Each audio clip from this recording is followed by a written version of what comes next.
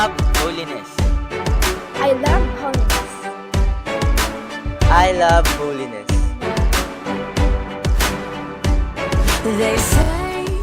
Hello po, ako po si Ion Grifaldo.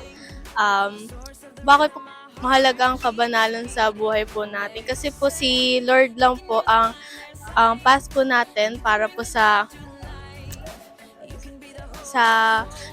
po ang nagbibigay purpose po sa buhay natin. Kaya pag wala po siya, wala po tayong purpose sa buhay po natin. Yun lang po.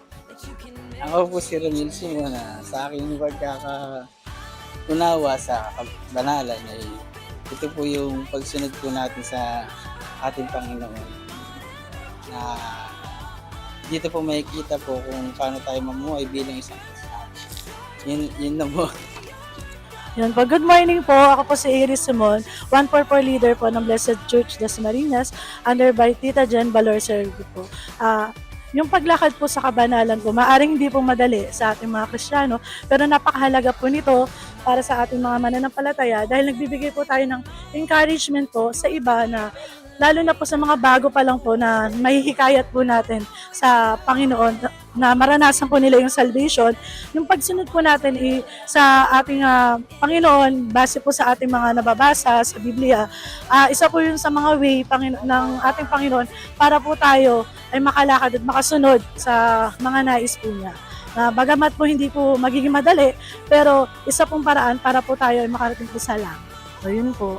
Ako po, Steve, at aking sasabihin ang kahalagahan ng kabanalan sa buhay ko. Ang aking Panginoon ang naging silbing tulay para ako'y mapatawad. Ako'y nagpapasalamat sa Kanya dahil ako ay Kanyang tinanggap. Kaya ang kahalagahan ay ito ang nagpatungo sa akin, sa pamilya ko, sa church.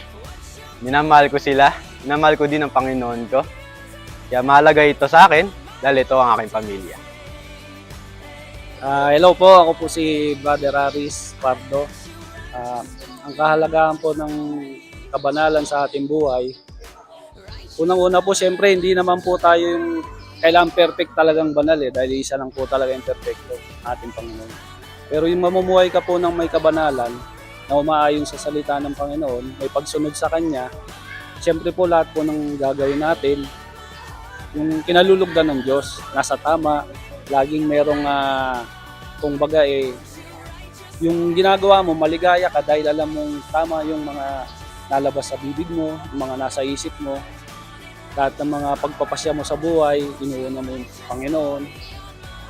Sabi nga ni Pastora, kailangan na sa kanina sabi niya na seek mo muna yung Lord, di ba? Para siyempre, lahat ng darating na sa yan, mga blessings.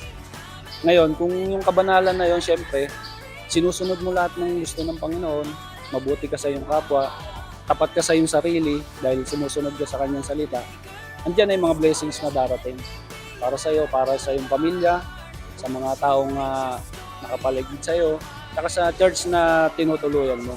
Kaya, yun po, ang para sa akin, ang kahalagahan ng pagiging isang banal na may pagsunod sa Diyos. Thank you po.